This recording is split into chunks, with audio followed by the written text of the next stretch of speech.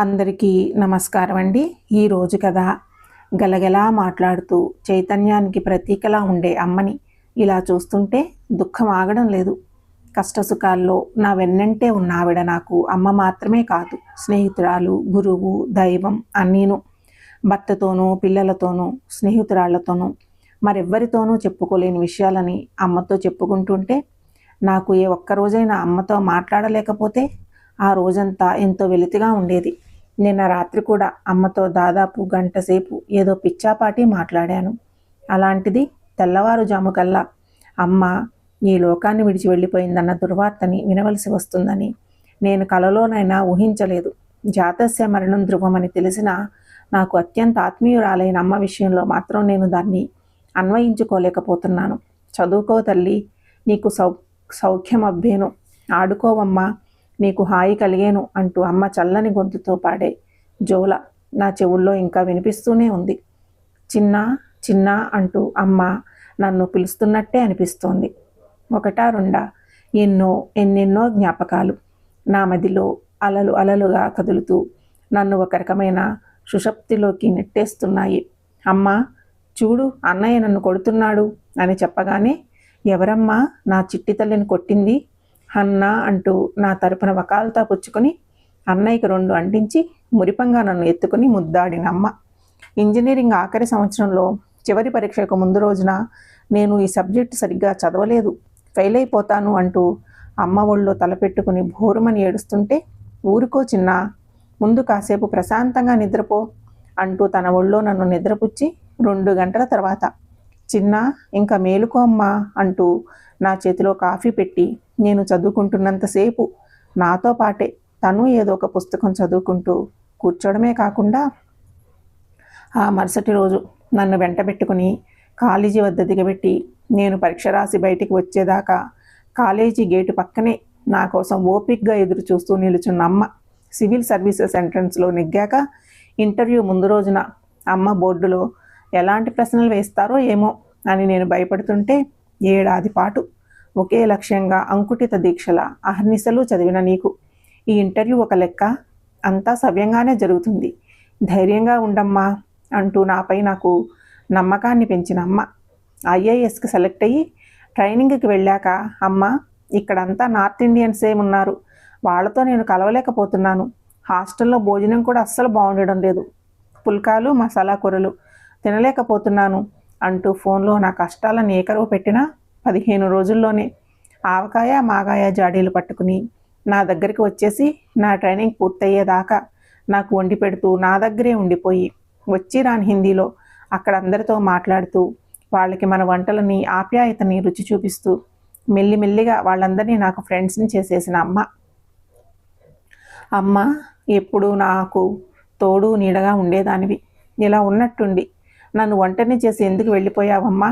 లేమ్మా, ఒక్కసారి నాతో మాట్లాడమ్మా, నన్ను ఒక్కసారి చిన్న అని పిలువమ్మా అంటూ పెద్దగా ఏడ్చేస్తున్నాను. అమ్మ అమ్మ అంటూ పిల్లలు గట్టిగా కుదుపుతుంటే ఉలిక్కిపడి కళ్ళు తెరిచాను. ఎదురుగా చేతిలో పుష్పగుచ్చం పట్టుకుని మా పిల్లలు మన్వి, తన్వి. ఏమిటి సిరి, అత్తయ్య గారు కానీ మళ్ళా కలలోకి వచ్చారా అన్న మా వారి మాటలకి అవును అన్నట్లుగా తలూపాను. పిల్లలిద్దరూ కలిసి నా చేతిలో పుష్పగుచ్చం పెట్టి హ్యాపీ బర్త్డే అమ్మ అంటుంటే వాళ్ళ వైపు నిరాసక్తంగా చూశాను. దాంతో పిల్లల్లోని ఉత్సాహం అంతా నీరు కారిపోవడం గమనించిన మా వారు, వెంటనే మీరు వెళ్ళి హాల్లో ఏర్పాట్లు చేస్తూ ఉండండి, నేను అమ్మని తీసుకొస్తాను అని చెప్పి వాళ్ళని పంపించారు. అలాగే డాడీ అంటూ పిల్లలు హాల్లోకి వెళ్ళాక, ఇప్పుడు ఈ వేడుకలు ఎందుకండి అంటున్న నన్ను మధ్యలోనే ఆపేసి, అత్తయ్య గారు పోయి ఇంతకాలమైనా నువ్వు ఇంకా ఇలాగే ఉంటే ఎలా సిరి, రోజుల తరబడి నువ్వు ఇలా నిశ్చేదంగా ఉంటుంటే నేను చూసి పిల్లలు ఎంత బెంగపడుతున్నారో నీకేమైనా తెలుస్తోందా అసలు అన్న ఆయన మాటలకి నాలో కోపం ఉవ్వెత్తున పొంగుకొచ్చింది.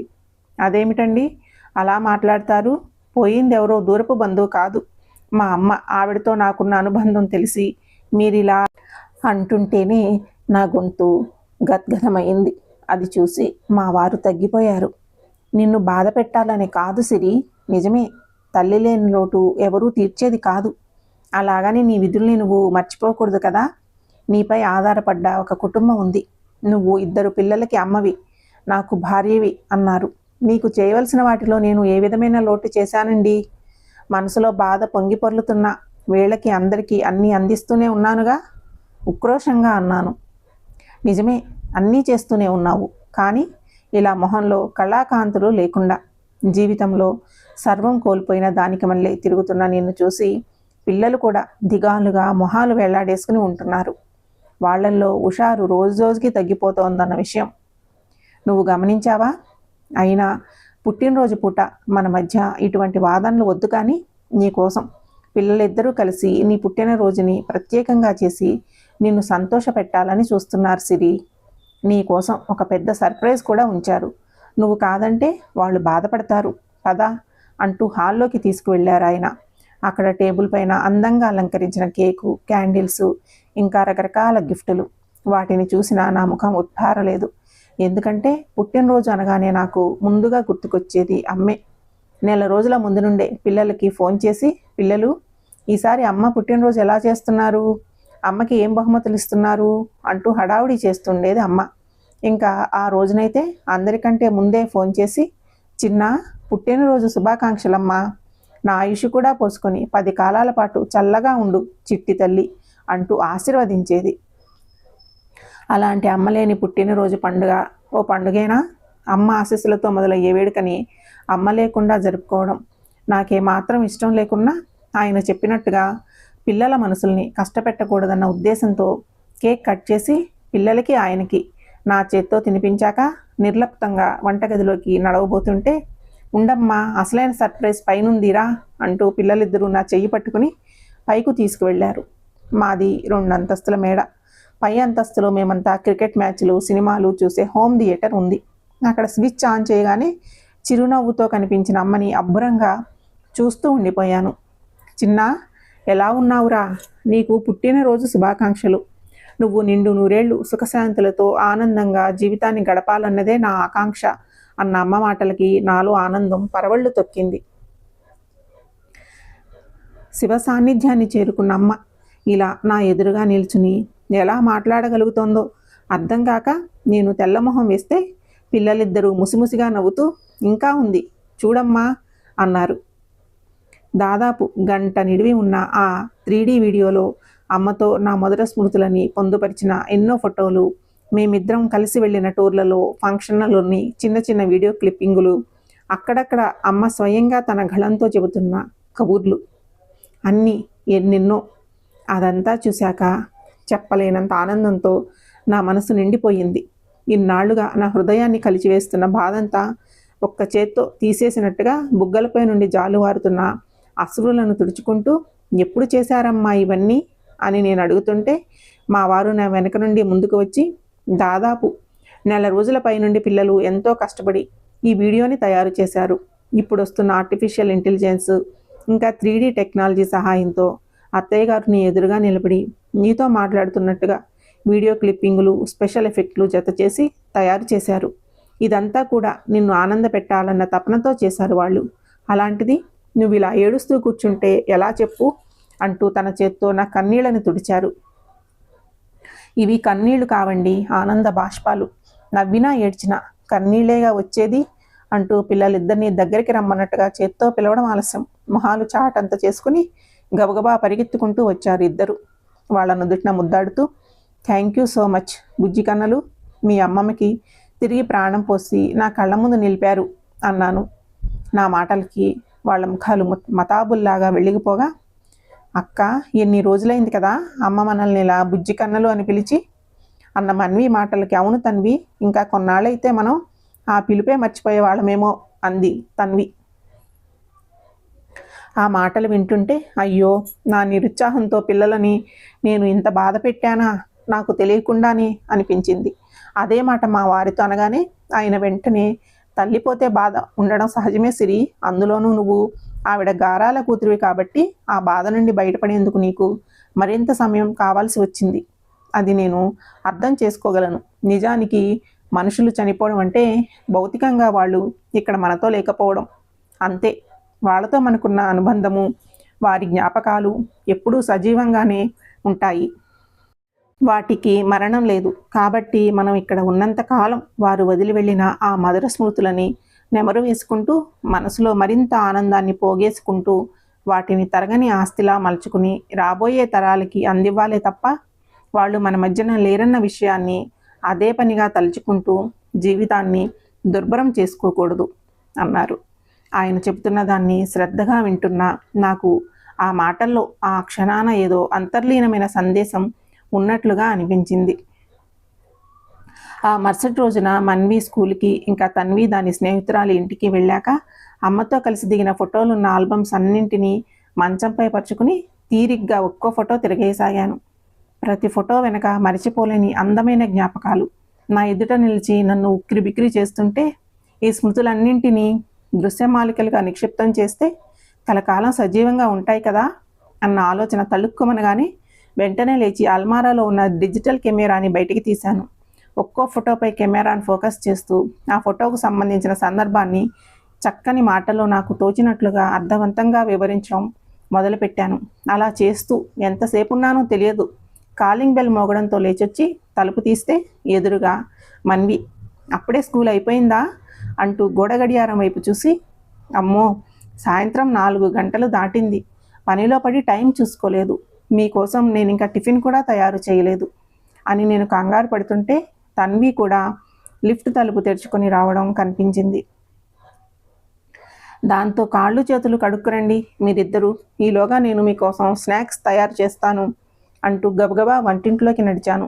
ఫ్రిడ్జ్లో నుంచి దోసపిండిని బయటికి తీసి ఉల్లిపాయలు, పచ్చిమిరపకాయలు సన్నగా తరిగి కలిపి వాటితో వేడివేడిగా పొంగనాలు వేసి ప్లేట్లలో సర్ది హాల్లోకి తీసుకొచ్చేటప్పటికి అక్కడ నేను పరిచిన ఫోటోలని తదేకంగా చూస్తూ కనిపించారు పిల్లలిద్దరూ.